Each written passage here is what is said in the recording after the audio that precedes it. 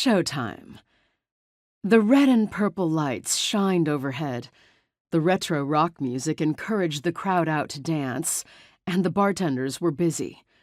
My club was already packed, a good sign for the night. I wandered through the crowd, greeting regulars.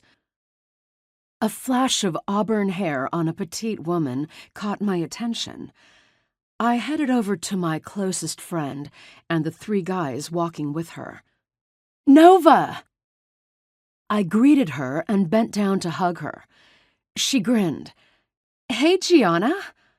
I was so happy to have her back in Salem. She'd been living in New York and had only moved back recently after inheriting her estranged aunt's house.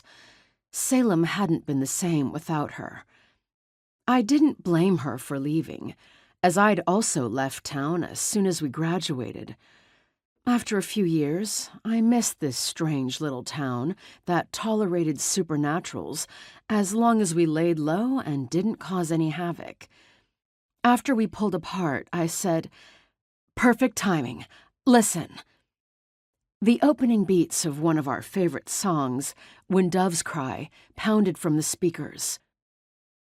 We were both huge Prince fans and had played the Purple Rain album countless times.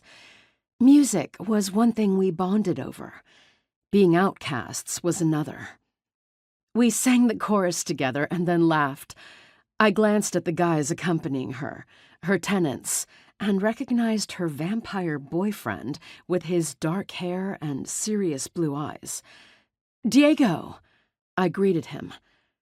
He and I had formed a quick friendship after a life-threatening situation last month when he'd helped Nova rescue me from a demon, an encounter I didn't want to remember, ever. Being controlled in any way was my greatest fear.